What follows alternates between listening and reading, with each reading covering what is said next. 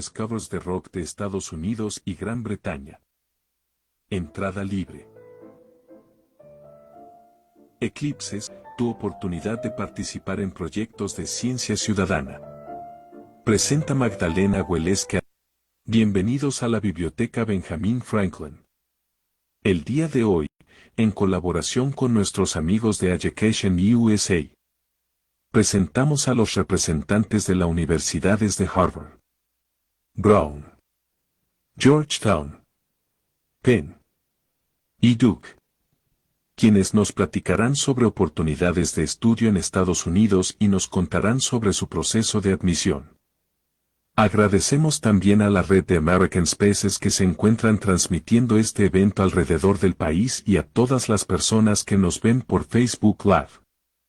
Pueden dejar sus preguntas en los comentarios. Comenzamos.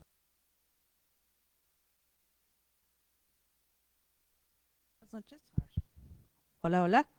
Buenas noches, bienvenidos a su espacio. El día de hoy tenemos la gran presencia de 5 instituciones que van a hablar sobre su proceso de admisión. Es un gusto tenerlos aquí. Antes de comenzar, vamos a hablar un poquito de qué es Education USA. Education USA somos un programa por parte de la Embajada de Estados Unidos. Asesoramos, guiamos, acompañamos durante todo el proceso de solicitud de admisión. Nosotros los ayudamos desde la búsqueda, oportunidades de financiamiento, oportunidades de becas y también los apoyamos durante todo ese proceso, que los ensayos, los exámenes estandarizados, cómo mandar esa aplicación, todas esas dudas, para eso estamos. Después continuamos con el proceso de la visa de estudiante y terminamos con el 5º paso, que es prepararlos para su partida. Como pueden ver, estamos con ustedes desde el inicio, desde esa inquietud que quieren estudiar en Estados Unidos, los apoyamos. Mi nombre es Magali Hernández, soy advisor del Centro de Education USA en la Ciudad de México. La oficina se encuentra en este espacio. Si tienen alguna duda, también estaremos al final. Y bueno, bienvenidos.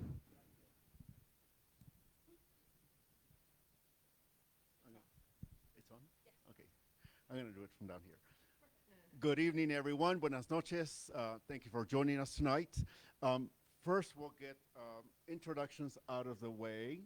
But before we begin, we prefer that if this event is being brought like this. All right. Okay. Is that better? Mejor? Sí? Muy bien. So we just ask that you do not record the information here tonight. There will be images later on that pertain to the admissions process that are very important. We'll let you know when it is okay to take photos of that, but we prefer that the session not be video recorded. So first, introductions out of the way. My name is Jaime Briceño. I'm the Senior Associate Director of Admissions for Georgetown University, and I'm the main reader for any candidate from Mexico and all of Latin America. I'll let my colleagues stand up and introduce themselves. Así, okay. Muy buenas noches a todos. Mi nombre es Ana Saúl Sykes. I serve as Director of Admission for Special Programs at Brown University in Providence. Bienvenido. Hola, bienvenidos. My name is Ana del Puerto. I am a Senior Associate Director of Admissions at the University of Pennsylvania and excited to share more about it in a few minutes. Hello, everyone. Buenas noches. My name is Yesenia Ortiz. I serve as an admissions and financial aid officer with Harvard College. I primarily cover the areas of Mexico and part of Southern California. And thank you all so much for joining us. Buenas noches a todos. My name is Fausto Paguada. I'm a Senior Admissions Officer at Duke University in Durham, North Carolina. Estoy emocionado de compartirles lo que ofrece nuestra universidad. Bienvenidos. Great. So as you can see from the slide here, we're each going to present our institutions in a very brief period of time, roughly 5 to 6 minutes, to give you an overview of what our institutions have to offer. That will be followed by a very quick group panel discussion about the important points about the admissions process, testing, admissions factors, early application process, all of these things that can tend to be very confusing if you begin to look at different institutions. And then finally, we're going to break up towards the end of at the end of the evening in that end of the library, so you can come up to us individually to ask us any questions about programs that pertain specifically to one of the 5 schools. And we want to be respectful of your time. We hope to finish the event roughly around 8:30 to 8:45. And you might wonder why we travel together. Since we compete on the athletic field, we do recruit for all students. All of us would love to have you on our campuses, but we share a lot in common, much more than you might imagine. All of us are Tier 1 research universities, as you can see here, with a strong focus on the humanities and liberal arts core. The really aim for us to be here in Mexico is to really draw students not only from here, but also across the globe, across the United States. All of us will talk a little bit about what it means to live on our campus, to be a student outside of the classroom, outside of the research environment. And as you may have heard, it is highly selective to be admitted to our institution. So again, we're going to spend a bit of time breaking that down for you about the things that are most important and how we don't rank certain activities over others. Then finally, the most important component here is our commitment to financial aid. All of us are lucky enough to have large endowments to make it affordable for families who qualify for aid to attend our institutions. That financial aid tends to be based primarily on demonstrated need. There are very few exceptions to this. There might be 1 or 2 places that might offer merit aid. If that's the case, that will be mentioned in the presentation, but it is primarily need-based aid rather than merit.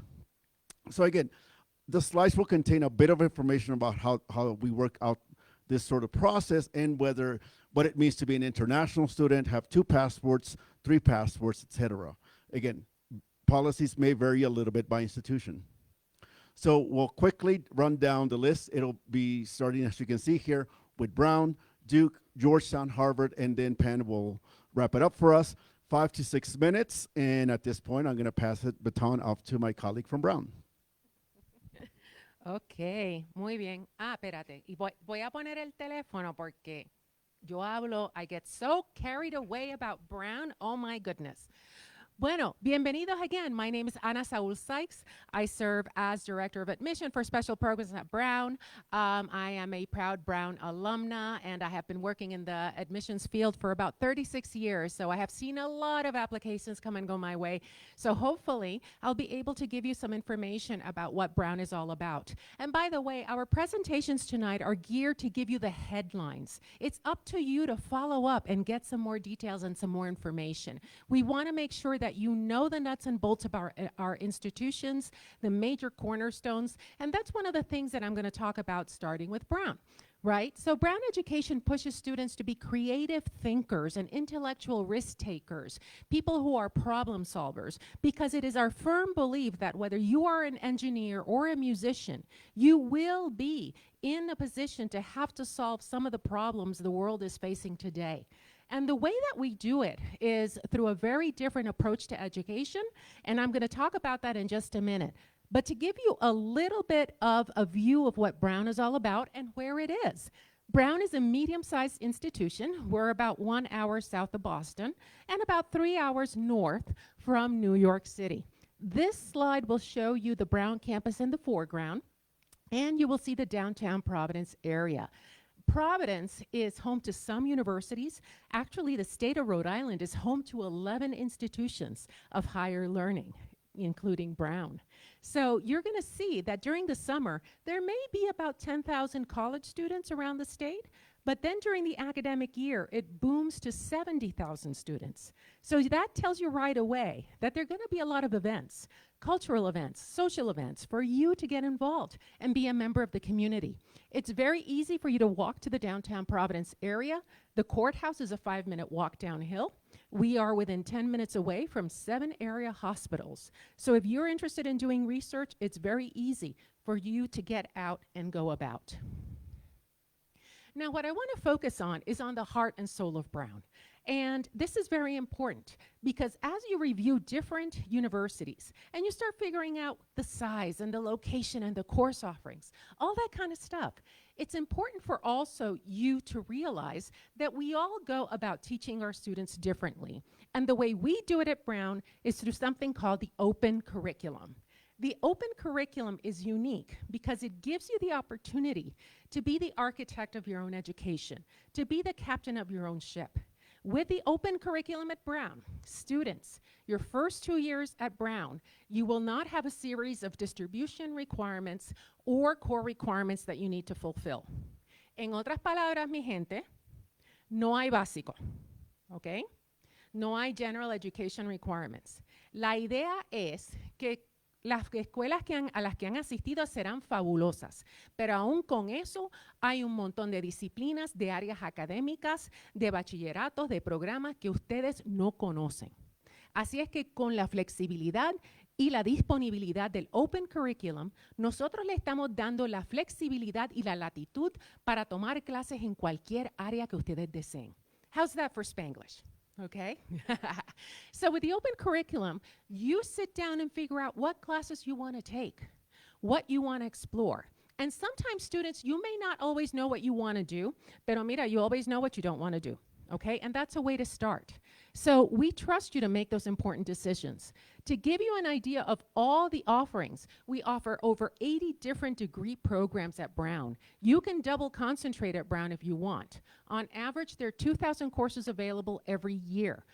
All of our professors are there to teach undergraduates, and you're going to see that 95% of those classes are taught by professors. So you really have an opportunity to get to know your professors well. But it's up to you to take advantage of those opportunities and that latitude and that flexibility. Also, in terms of Brown, we work hard, but we also play hard. We have over 400 clubs and activities and groups and organizations. It's another way for you to learn. No se preocupen, there's a salsa club at Brown, okay? Tranquilo, van a poder bailar, no se preocupen. And we do a lot of work with public service groups. If you're into sports, there are different ways for you to be involved, whether it's a Division I varsity sports team or whether it's through our intramurals program, which is actually quite robust. 96% of our students are employed or enrolled in professional school within 6 months of graduation. Part of the reason that happens, I think, is because at Brown, because you don't have to sit down and be spoon-fed a curriculum, and on the other hand, you have to sit down and figure out what classes you're taking and why you're taking them. You're developing critical thinking skills, analytical thinking skills that will be vastly important and helpful to you, whether you become a musician or whether you become an engineer. We have quite the number of Fulbright winners. We have students doing research in all parts of the world. And I think that's part of the result of the recognition that students learn to think for themselves at Brown. They're open-minded, they're curious, they're excited about learning, they want to know what you're doing with your time at Brown. Financial aid is an important component. Very quickly, whether you are a domestic student, by that I mean you hold a US passport or not, we will cover 100% of a student's financial aid need. And please note that well over 50% actually, if we're including non-domestic students, receive need-based financial aid. For students who are not US citizens or permanent residents or DACA students, the average need-based scholarship is closer to $80,000. Okay, we are committed to providing you with the opportunity to have a wonderful experience and not have to worry about finances. We are need blind for US citizens, permanent residents, and domestic students. We're not yet for international students, but the good news is that starting with the class of 2029, Brown will be need blind for non-US citizens. All right, so that's good news. This is just a general idea of the application checklist. We're going to talk a little bit more about that later on in our program. And definitely there's more information on our website, so feel free to go there.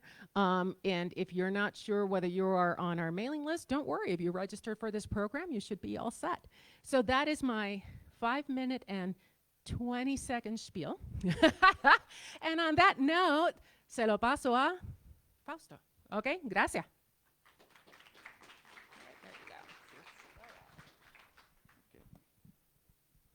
Buenas noches de nuevo. Mi nombre es Fausto. I'm a senior admissions officer at Duke University. So Duke is a residential campus. It requires our students to live on campus 3 out of their 4 years.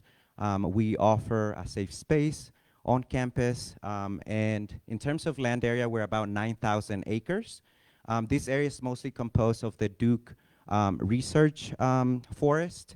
The other part of it is where the residential and academic buildings are found, concentrated. Everything is very easy to walk to. We have 2 main campuses, East and West. All first-year students live on East Campus. They're not totally removed from the rest of the student body. Within 5 minutes, they can get from one campus to the next. We have a very efficient bus system on our campus. We're located in Durham, North Carolina, in this region called the Research Triangle, right in the center of the state. It is called that because it has the highest concentration of MD, PhD, and engineers in the world. So this often means being around very smart and nerdy people, but also it means that it attracts a lot of global companies to come and build facilities here. Recently, companies like Apple, Google, and Meta have committed to building facilities, and what that means is a lot of internship and professional opportunities for our students. In the past 5 years, or recent grads have made Durham their #1 landing spot after they graduate.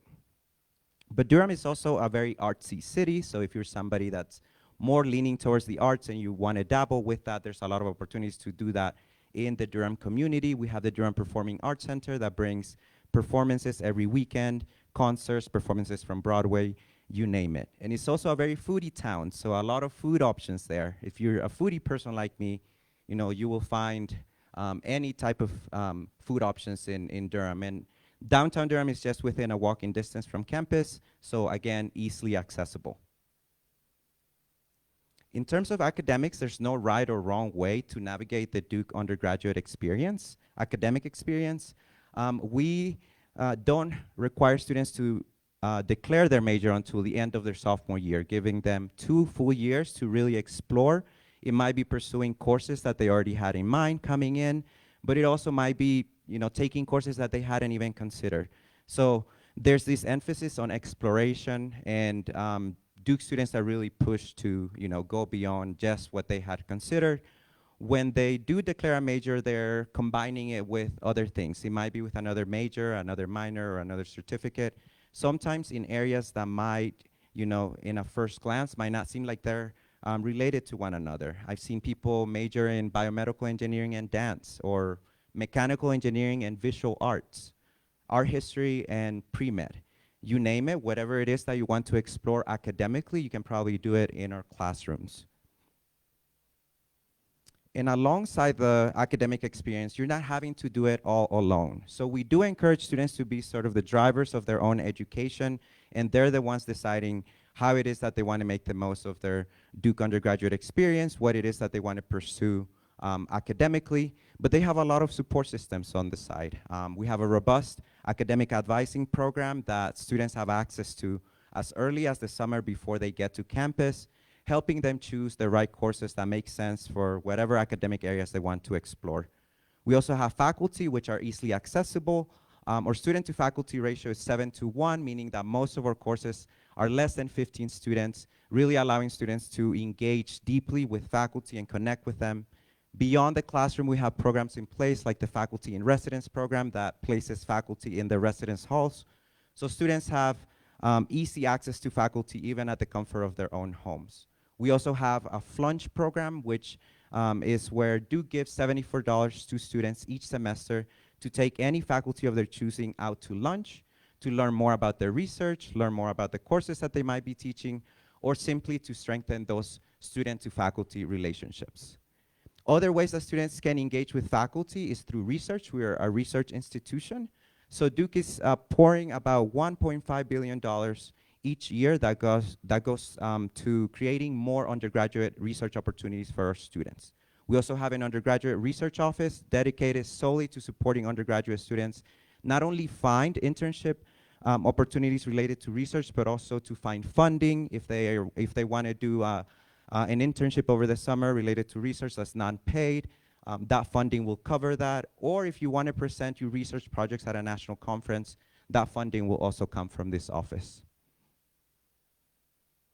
And students are living on campus. As I mentioned, we are a residential campus, and they're staying active and doing a lot more than just studying for their classes. We have over 400 different types of clubs and organizations that range from the performing arts, publications, student newspapers, student government. If you want to get involved in house council within your residence hall, you can do that. If you want to do civic engagement and volunteer opportunities in the Durham community, you can also do that. Whatever it is that you want to explore, whatever interests you have, there's a lot of, a broad range of opportunities for you to do so beyond the classroom. Some things that are new at Duke, one of those is we've revamped our efforts related to sustainability, specifically within the research forest that we have, part of our campus. It's a living laboratory for sustainability research and scholarship. Students can jump in on all the sustainability initiatives that we are undergoing and that we have as a university that are looking at ways to improve transportation and make it more efficient, waste reduction, food sourcing, and also the residential model that we have. It's new, where students come in as a first year, build a very tight-knit community, but that stretches into their second, third, and fourth year. So we want to create a sense of community, whether you're a domestic student or whether you're coming from abroad or even from Mexico. And again, other things that are new on campus, we're offering 2 new majors, computational science, and also we are now offering cinematic arts as a major. Some new certificates, including Asian American history and diaspora studies. The list of majors and minors and certificates that we have on our webpage are there. You'll get access to see them, but they're always changing. We're always adding new things. It's part of that mentality of innovation that we have on campus. And to close off, I'll just say that one thing that continues to be true among our university is our commitment to reading every single application, fully dedicating enough time to reading each applicant and understanding them as an individual. We're committed to financial aid. Again, this is just an overview. I couldn't tell you all that Duke has to offer within 6 minutes, but I do hope that it inspires you to go and learn more, connect with our students, connect with our faculty, whatever it is. But I will now pass it on to my colleague from Georgetown.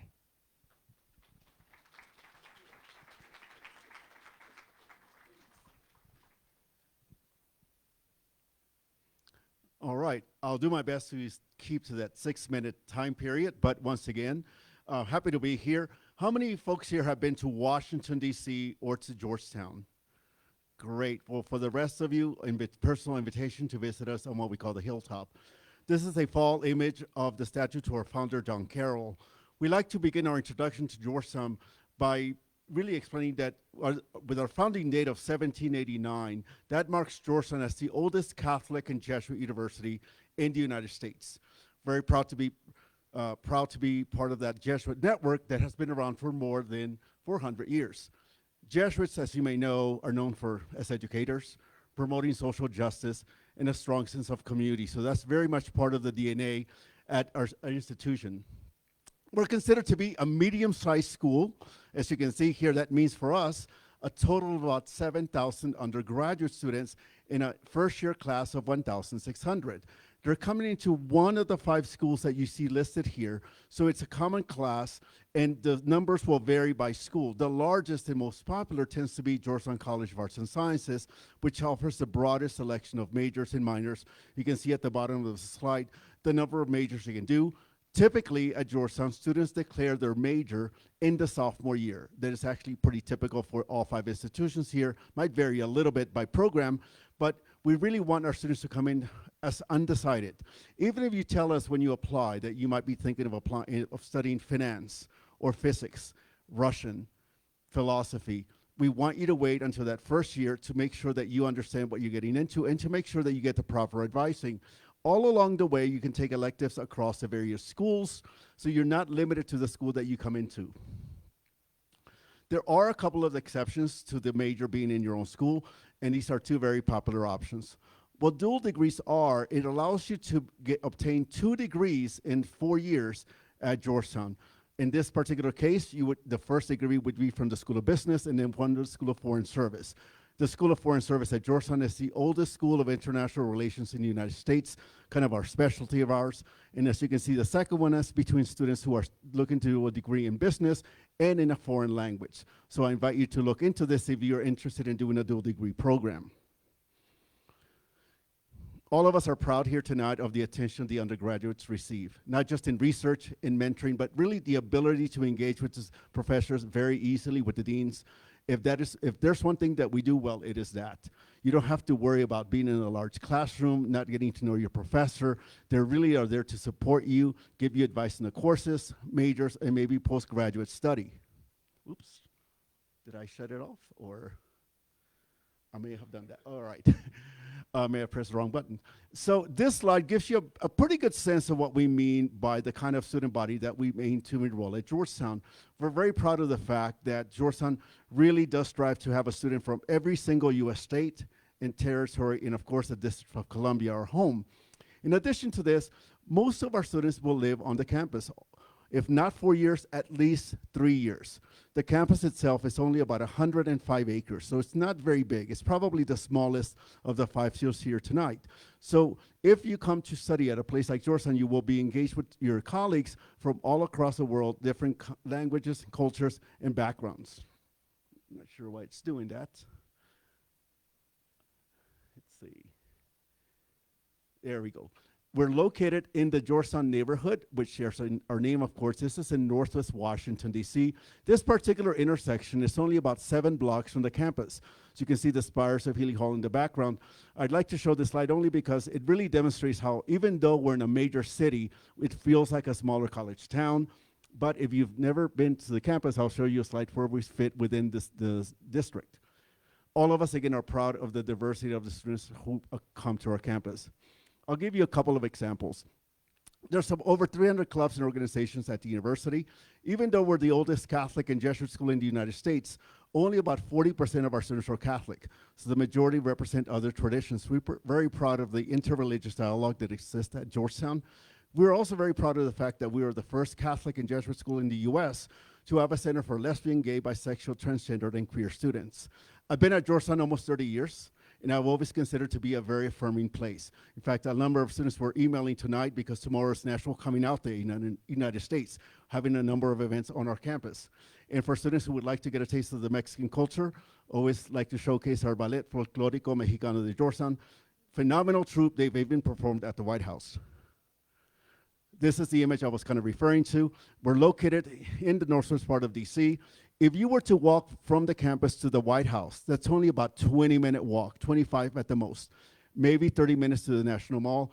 I can't overstate the advantages of being in Washington, D.C. has to offer, not just on our campus, but also with major speakers who come to campus. Again, we're gonna go over a bit of the admissions and financial aid, but this slide highlights a bit about what we do in terms of review. The important component here is that every single student who applies to Georgetown, we have a need-blind admissions process, meaning applying for aid is not a consideration, and our financial aid office will be working closely with all families who qualify for aid to ensure that we make it affordable. I'll leave you with this beautiful slide of one of our best traditions on campus. This happens around December, the lighting of the Christmas tree. Of course, as a Catholic institution, that's the chapel in the background. So students gather, light up the Christmas tree, sing Christmas carols.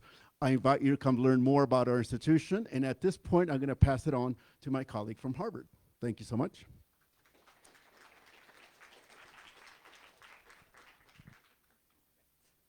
Hello, everyone. I'm very excited to be here and talk to you a little bit about Harvard College. To start off a little bit, just speaking a little bit to the history of Harvard University. It was the first university founded in the United States in 1636. And it is located on what is the ancestral and traditional homeland of the Massachusetts peoples, who were the original inhabitants of what's now Boston and Cambridge. So very closely located to a major city, a lot of access to a lot of events happening just around the city, around town, also home to many other major institutions in the area. So very large sort of college student area, and again, as was kind of mentioned, a lot of student-centered events happening around. In launching into Some of the core pieces, again, as Harvard College, as a liberal arts institution, learning in the classroom is really at the core of what Harvard College tries to offer and center and gear towards a lot of the things that we're able to bring into the experience for students. And so Harvard College is an undergraduate program of the size of around 7,000 students, so a medium-sized institution. The incoming class is typically about 1,600 to 1,650 students. And when students are coming in, again, we want to make sure that they have the systems and all of the things that they need to be working towards their educational journey. And so this is one of the systems that we have in place for that. It breaks down into essentially a third of courses are throughout the course of the 4 years that a student is enrolled are geared towards a concentration, which is just our word for a major. About a third would then go into the general education requirements, and then the remaining third would be elective courses. And so while there are these sort of buckets and, again, typical expectations of the types of courses that students would be taking, they really are broad categories, and students then have the flexibility to take the courses that make sense for them. And so a huge part of that is also leaning into the flexibility of what these categories afford. We do want students to have the opportunity to explore a variety of disciplines and have that background while they're making their choices into what they want to study. And leaning into that, here is a list of the 50 concentrations that are available at Harvard College. And so this is essentially the various areas of study that students can choose from. We don't ask students to declare what their concentration is until their second year, so their third semester, about halfway through their second year. So that way, students have the opportunity to explore these various disciplines. And again, leaning into the flexibility that students can exercise within this program. There are double concentrations available, so students can choose more than one concentration. There is also secondary fields, which is just our word for minors, so that is also something that is available to students. And also, as part of the sort of One Harvard initiative, as I mentioned, Harvard College is one part of Harvard University that hosts a variety of other graduate programs. Undergraduate students do have access to many of the courses that are available at the graduate students, as well as some cross-enrollment opportunities at MIT, which is an institution just 2 subway ride stops away from Harvard Square. So again, a lot of variety, a lot of access to different opportunities that we want students to explore, we want students to take advantage of that. And one of the pieces that we think about a lot, particularly within the academic realm, is in being able to explore all of these topics, we want to set students up for success. So we want them to have the resources that they need so that they do well through this journey through college. So within the academic realm, that turns into various resources such as them having access to the world's largest library system, which houses over 17 million volumes and is held in over 76 libraries. That turns into various research centers that are dedicated towards different areas of study. And so students have the opportunity to engage with research opportunities if that's something that they're interested in. There's also various innovation labs for students who are interested in creative thinking and really pushing the envelope with things. There are various opportunities for them to do that, again, across disciplines. It doesn't have to be reserved to specific areas of study. So again, variety of resources that are available in that sense. But additionally, we also want to make sure that they have the supports that they need to be building the skills they need to be successful in these courses, to be successful in these endeavors. So an example of that is the Academic Resource Center. Through that center, students have access to things like peer-to-peer tutoring. They have access to skill building workshops, so sort of study guidelines, study 101 sessions where, whoop, what did I do? Someone can help set this up. Thank you. So another type of workshop that a student would be able to look at in the Academic Resource Center is how to manage going through their readings, how to prioritize time. So again, having the resources to start building those skills, building those muscles, if that additional support is needed. And another one of the areas in which that type of support is built into the system is in their experience in living at campus. We are a residential college, so almost 100% of students live on campus. During their first year, they live in one of the first year dorms that is located primarily in Harvard Yard. Harvard Yard is really at the heart of the university, at the heart of the college, so very easy access to classrooms, event spaces, etc. And so that is where the first year students end up residing. As part of that experience, there are 3 different mentoring support systems that are built into that. So the first is a peer advising fellow. So that is a fellow student, a fellow undergraduate student that is there for them to answer the questions, to guide them through that transition in college. There's also an academic advisor to be able to have those kinds of conversations with the students, as well as what we call a proctor. So it is essentially a residential advisor. It's an adult that's affiliated with Harvard University who lives in the dorms with the students to, again, be able to provide some guidance and information on how students can access all these various resources. And these systems don't go away as they start moving into our upperclassmen housing. So during the second semester of their first year as a student, students will be sorted into one of the 12 upperclassmen houses. And in that, there's a lot of community built into that experience. And so that is the same systems that we've been discussing that are available to first year students are also available in their own version. And we'll try and be mindful of time and keep it moving, but we understand that students don't just exist to be in the classroom, they're also living in these residential communities and also have access to an incredible amount of opportunities for things to engage in outside the classroom. So we have over 500 student-led organizations that they can be a part of, and that ranges from performance arts to sports to music, again, just an incredibly wide variety of things. And this will be a piece that we will be able to dig into a little bit more. But again, as we've been discussing, our institutions are incredibly committed to ensuring that the financial burden is not a part that will hold someone back in accepting an offer at admission. So this is some of the base information they can offer. Again, we can get into the details a little bit more, but we'll leave it at this and be able to pass it on to my colleague at Penn.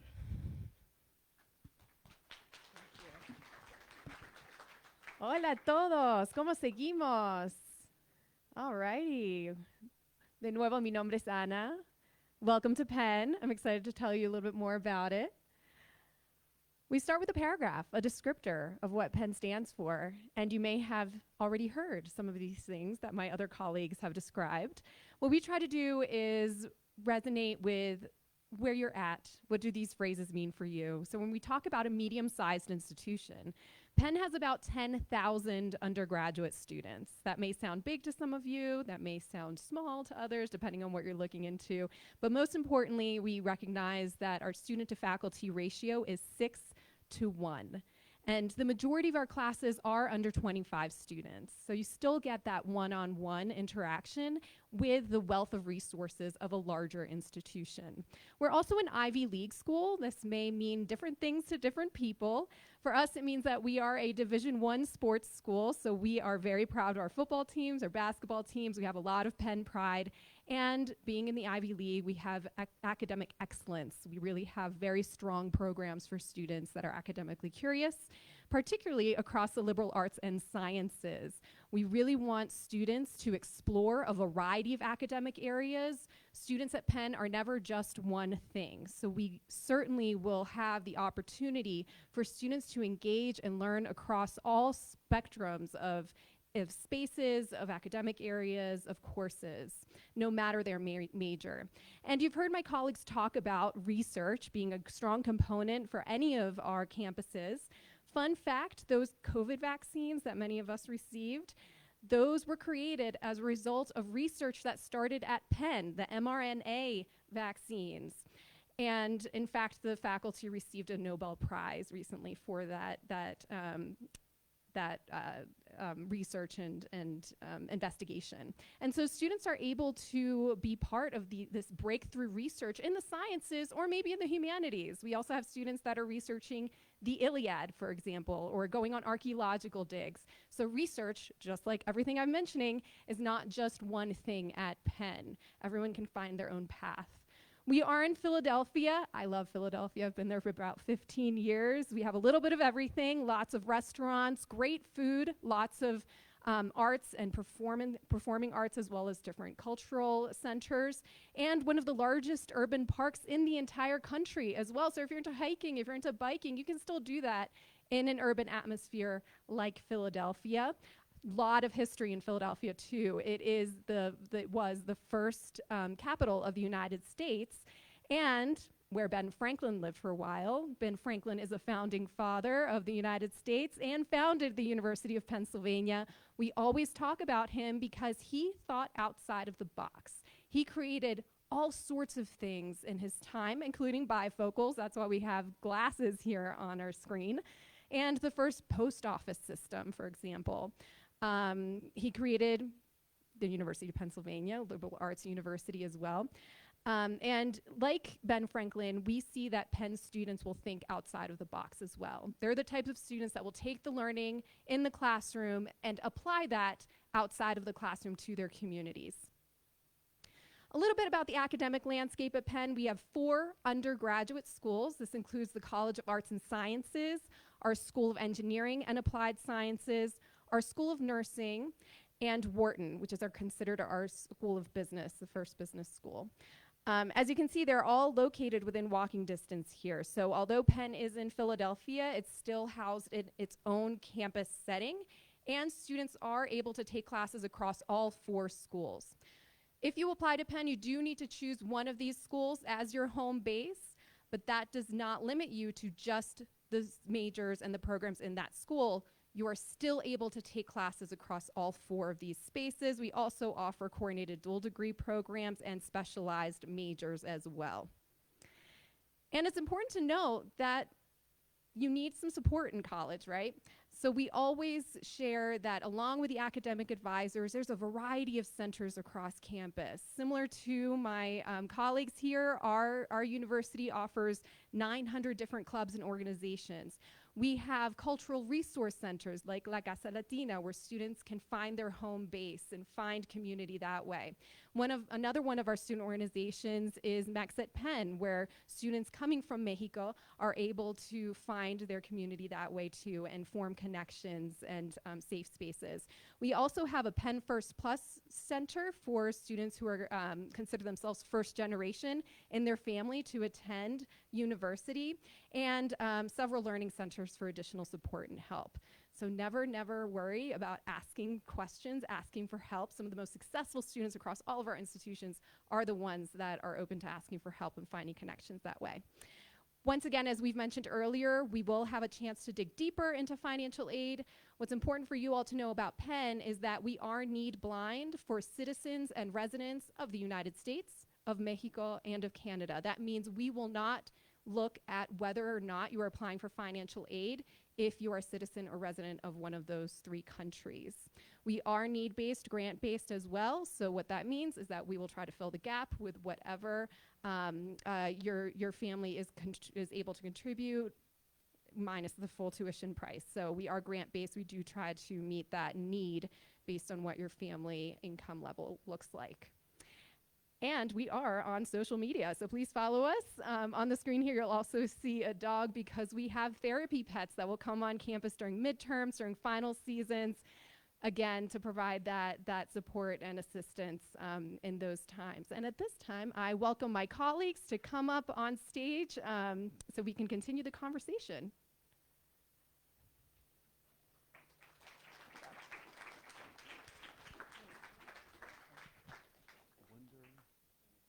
Maybe up here.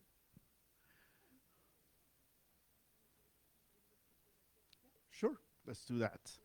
We're going to take a couple of moments to put the chairs up on stage so you can see us as we tackle the next part of the presentation. Go for it.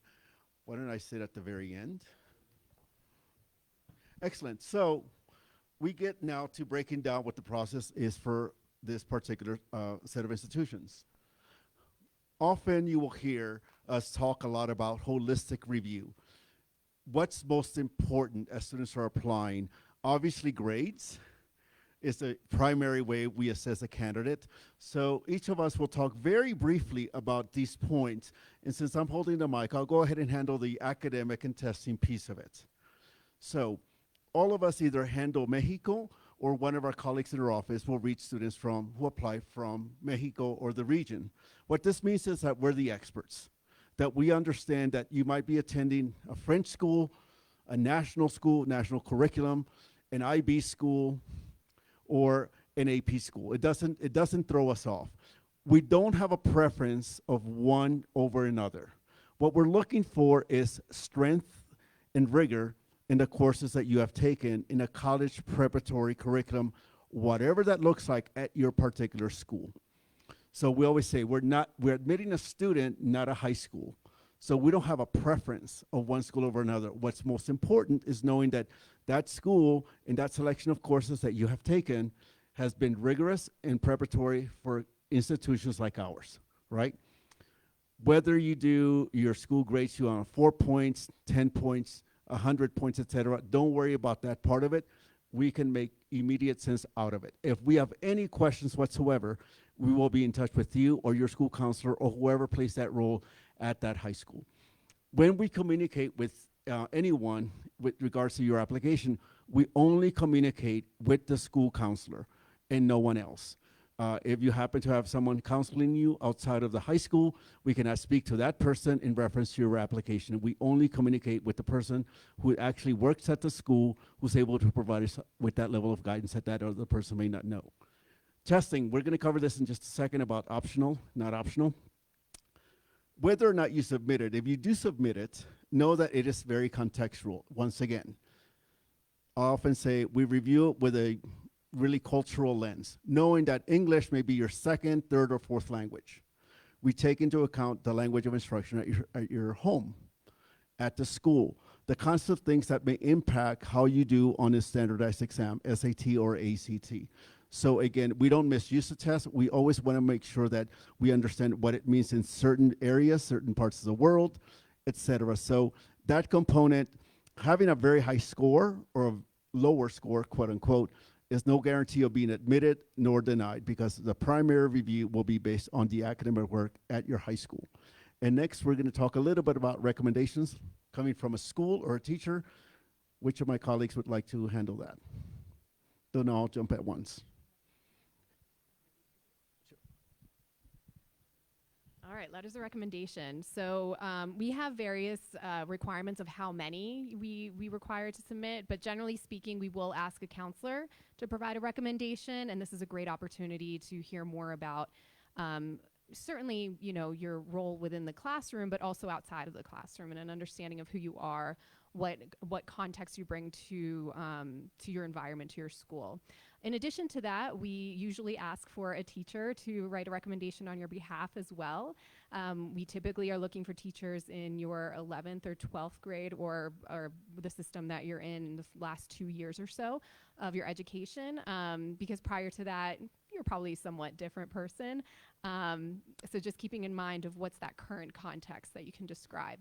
We'll also ask that you think about the type of courses that you may be asking your teacher to provide a recommendation about. So maybe it's someone who is in a class aligned with what you're intending to study in school. That's fantastic. It may also be helpful to have a different voice, a teacher that may be speaking to a different area and showing the breadth of interest that you may show. More than anything, allow plenty of time for your recommender to write these letters. I think it's really important to allow space for your recommender to think in detail about who you are and what you bring within the classroom as well as outside of the classroom. Some of us also allow space for a third individual to provide a different context. Maybe this is a choir director or a research supervisor or a spiritual leader or someone else that can provide a different voice and add a different layer to the application itself.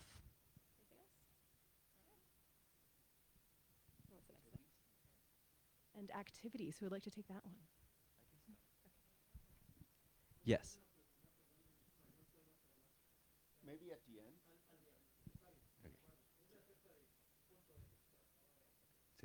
So activities and talent and involvement, right? We're gonna get a long list of extracurricular activities.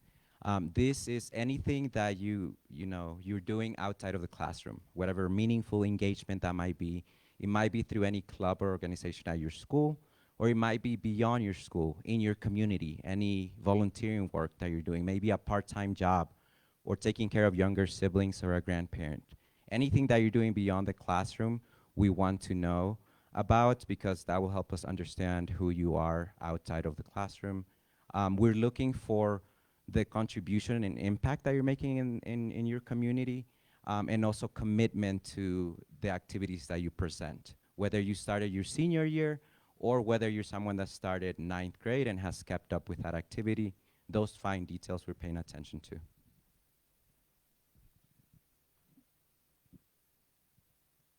Essays? Okay, so one of the things that probably brings a lot of terror in the eyes of students is the college essay. Anda pa'l sirete, as we say in Puerto Rico. De que voy a escribir, you know?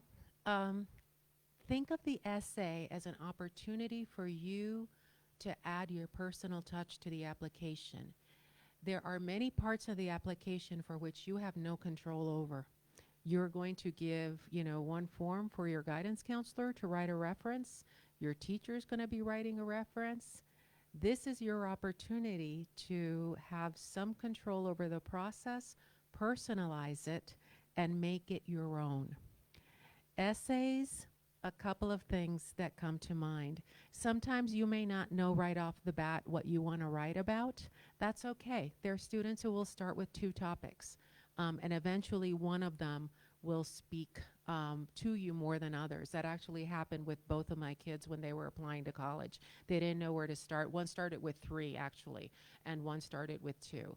As you start working on them, give yourself ample time so that when there are those days, y van a haber esos días en que tú no puedes ver el ensayo ni en pintura, all right, that you can put that essay down and walk away from it for a day and see it with a fresh set of eyes. The goal is to feel good at the time that you press send. There's nothing worse than writing this hastily crafted essay when you're not sure that you really covered something that you wanted to cover and you're not sure you did it well. Things that are well done take time. I don't have to tell you to spell check, but it's also incredibly important that you proofread. You have to proofread, because sometimes you may write gymnasium and you meant magnesium, all right? I do know of an essay where a student talked about him and his father going out hunting, and that was so much fun to just go out together into the wild and shoot peasants. Not pheasants, peasants. Not good. Beautifully spelled, all right? And I say this in a tongue-in-cheek aspect, but you want to make sure that you put your best foot forward, and those things take time. There isn't an unspoken topic that we expect you to write about. We want you to take this time to add a touch of you to it, to add texture and depth, to give us an idea, to help us put that picture together of who you are. Think of the application of different pieces of a puzzle, and the essay is a really important piece in getting a picture of who you are and what you have to offer. And word limits are there for a reason. It's kind of a sneaky way to figure out whether you're good at following directions, whether you are good at articulating your ideas succinctly and well. So be sure to keep those things in mind as you start tackling that essay. Your goal is to be able to feel good about what you submit. And parents, this is not your essay, this is your son or daughter's essay. I just thought I'd throw that in there for free. And we'll move right along. Yeah, go for it. Just the added piece is that most institutions, certainly the ones here, will have supplemental essays as well. Make sure to read those questions carefully. They are very carefully tailored because we want you to answer that question and not stray away from what we're trying to get at. So once again, follow directions and make sure you're really getting to the point and the core of what that question means. And alumni interviews. Would anyone like to take that? Yeah, I think given that our policies vary across institutions, this will be an area in which we spend a little bit more time on in the next section.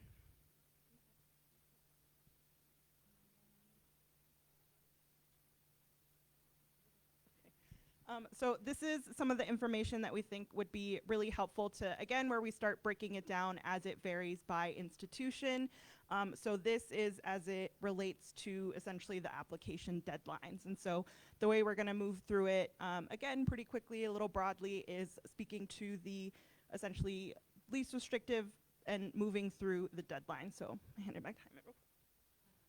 All right, and this is one of those slides in which you get happy to take a photo if it helps you remember, because it can get confusing. As you can see, Georgetown offers, the early programs all have a similar deadline. When you do early action or early decision, typically it is November 1st. The differences are one is binding, one is not binding, right?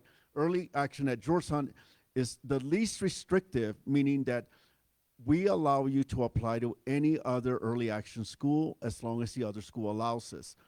What happens at Georgetown? Typically, when a student applies early, they're often also applying to the University of Chicago, maybe MIT, Tulane. Don't apply to those schools just because I mentioned them, but you could if you wanted to, right? That is what it means, that it is the most flexible of the options. The only rule that we have is that we do not want to mix early action and early decision, because early decision is binding. And if both an early action school like Georgetown were to admit you and you were to be admitted to Duke, you cannot accept their offer. The other component is Georgetown either admits or defers students. We don't deny anybody in the early round.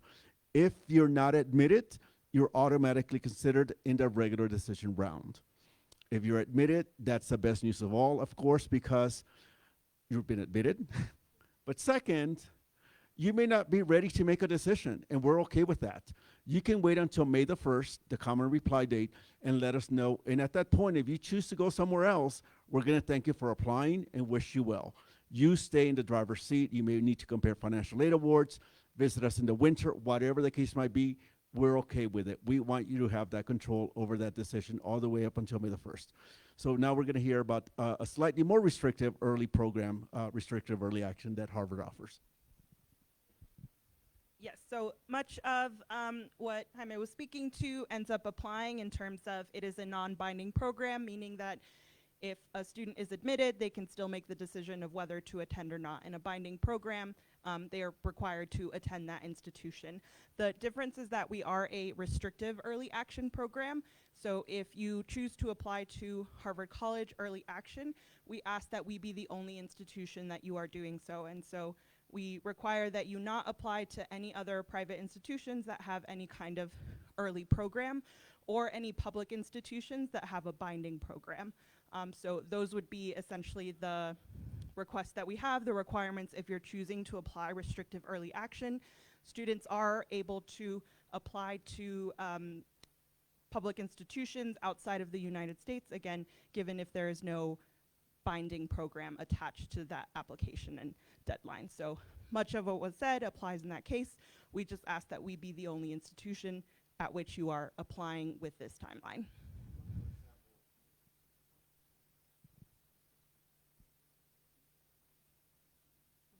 For example, you could not apply early to both Georgetown and Harvard because even though we allow it, they don't allow it, to make it simple. Now early decision. So early decision still has that November 1st deadline. And if you apply through the early decision program, you're letting us know that that institution that you're applying early decision to is your top choice, and you're committing to going there should you be offered admission. So it's important to have a conversation with your parents, with your counselor, if this decision actually makes sense for you, because there's a financial component to it, right? There's tools at our different institution websites where you can check and see if the financial aid estimate is one that makes sense for you and your family. And if it is, and you're ready to move forward with that decision, we encourage you to apply through early decision.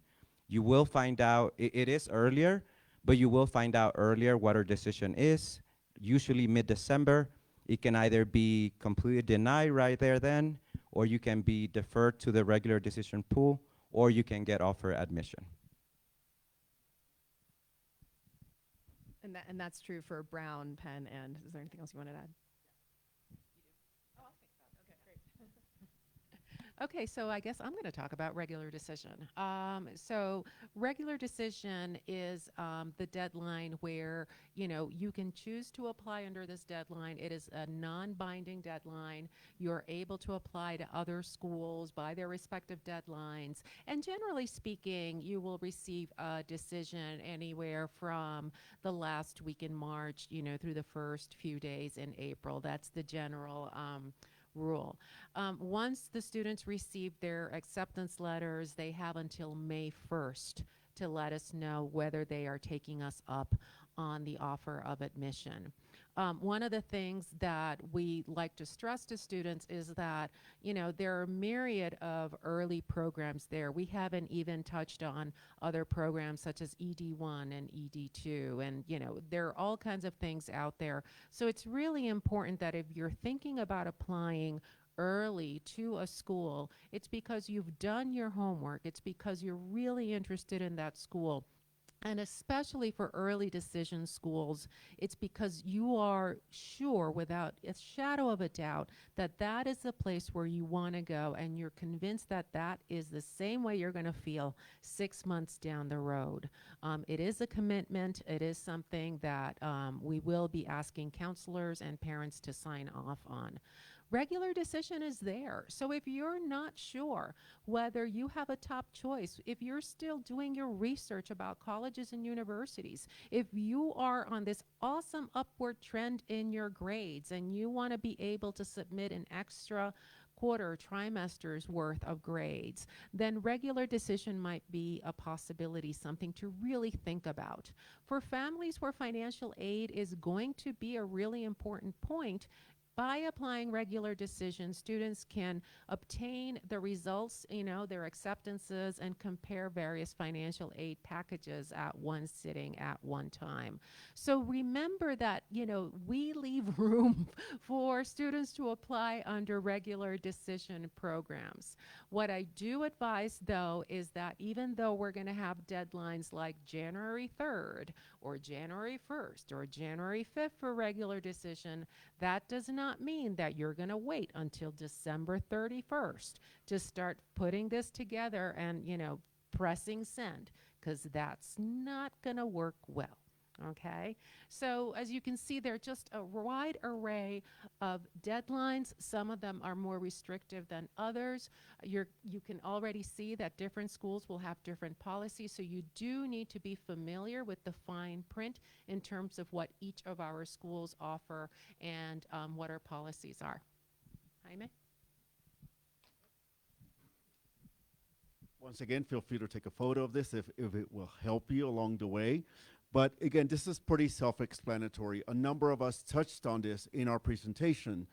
Again, this varies whether you have a U.S. passport or a U.S. permanent resident, whether applying for financial aid may make a decision or not. We can go into more detail when we break up in the end of the presentation. You can come up to us individually. Again, same for international students. Some of us, it won't matter, and others it will. As Ana just said, it is very important that you pay attention to this. The one thing you don't want to do, let's say that you are looking at Anita Ware School and you're a non-citizen. If you think saying, I'm not applying for aid, it's going to make it easier to get in, and you get admitted, and then all of a sudden you do need aid, that's not a good thing to do.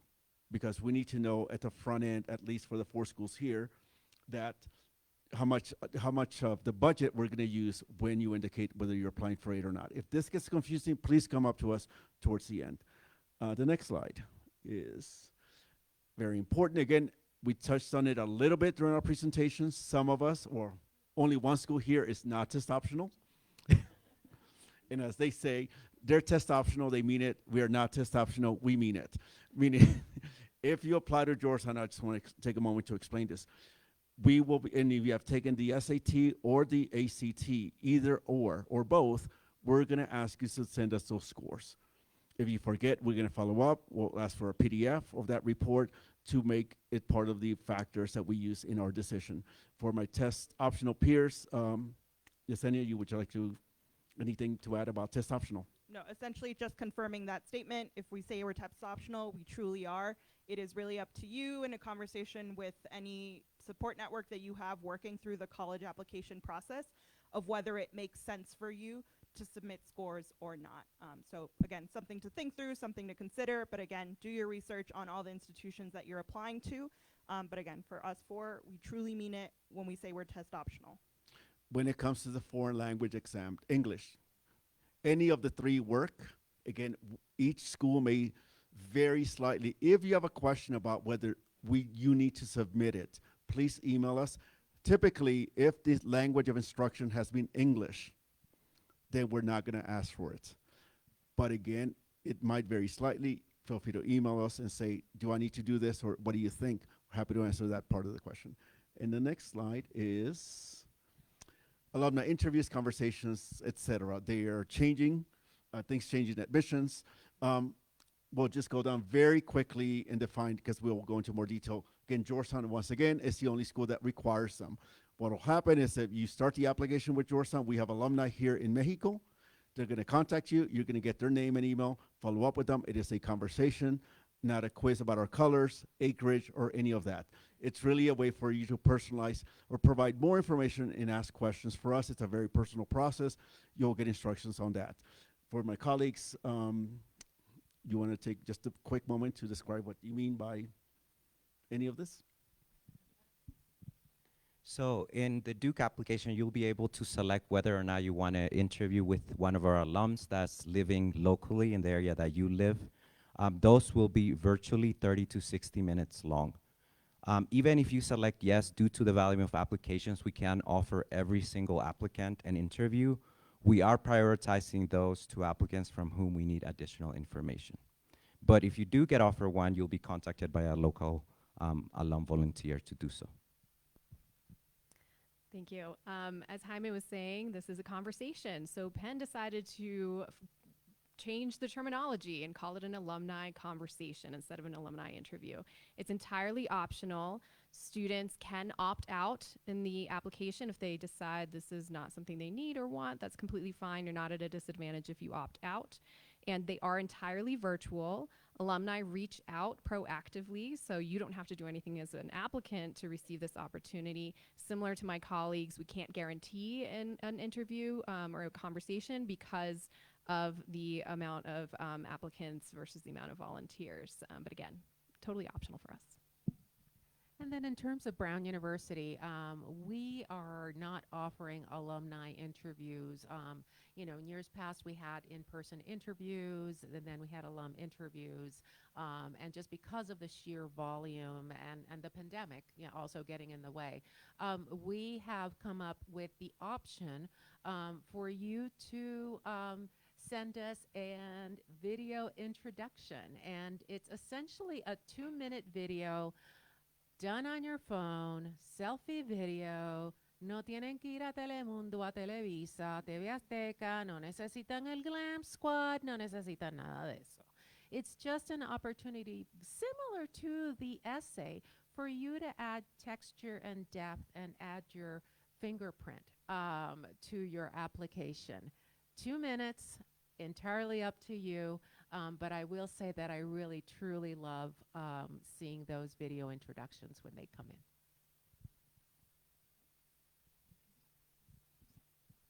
Yes, and so for ourselves, we also work with our incredible alumni to be able to offer some of the applicants an interview.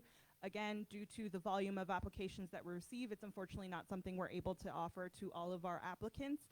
But essentially, if you are offered an interview, an alumni would contact you directly to schedule that. And so in those instances that you have been contacted by an alumni, we would strongly encourage you to accept the offer to, again, have that conversation with the alumni. So that's essentially what we mean by that, of just, we might just not be able to offer it to everyone, but again, it is just one of the elements that feeds into the application material. But if you have been contacted, we highly recommend that you take them up on that opportunity. Great. What we're going to do now, actually, since we're running long on time, is can you click to the next one? There we go. If for those of you who were not able to register in advance, feel free to go to this QR code, fill out the information. Quick thing about this: none of us practice interest-based admissions, meaning we're not looking to capture your name so that you get an advantage or more points are added in the decision. This is simply for us to follow up with you to provide you more opportunities to engage with our students in virtual information sessions, all these kind of things. So this is the only reason that we're collecting all of this information, so we may follow up with you. At this point, and I know you had a question, so I want to apologize for not being able to take it. So, puede preguntar en español si quiere. Sí.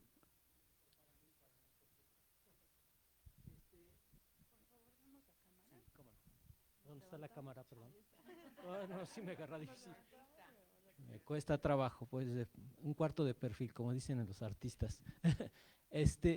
Lo que les quiero preguntar es en base a las recomendaciones de los profesores.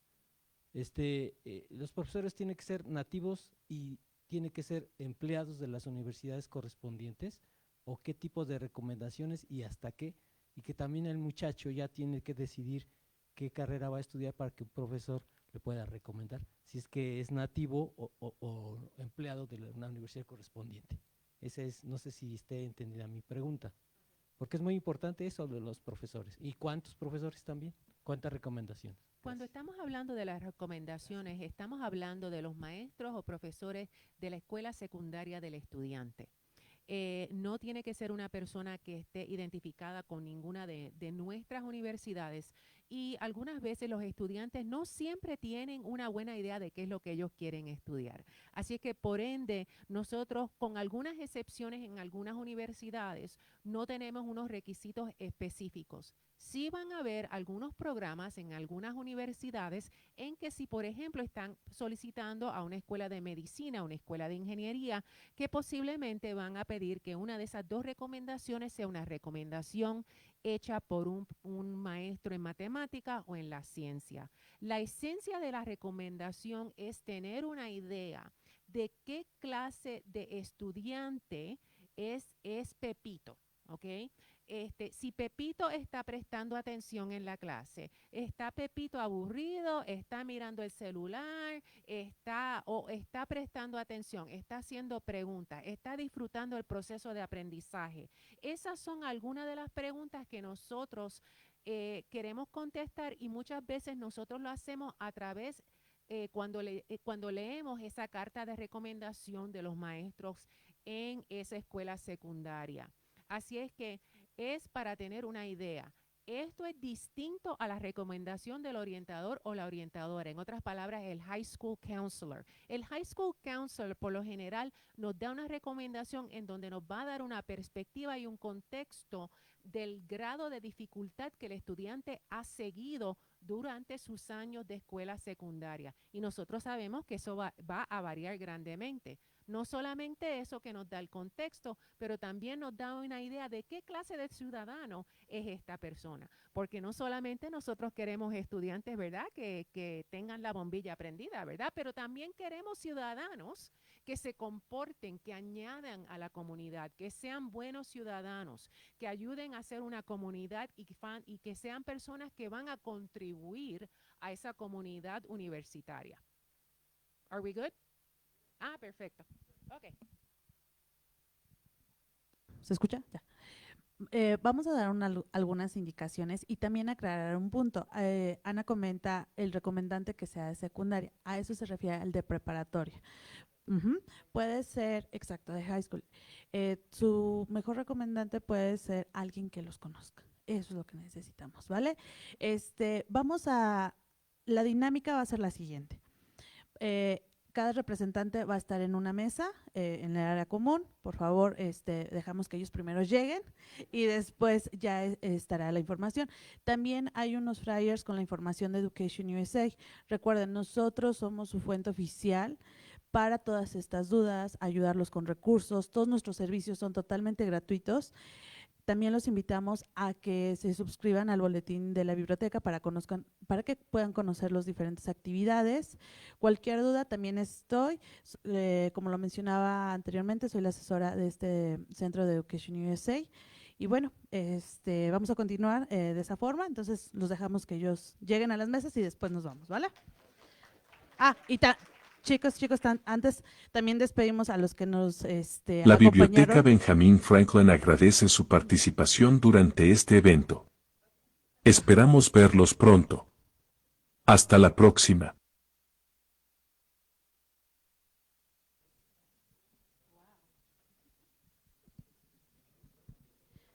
¿Ya se desconectó?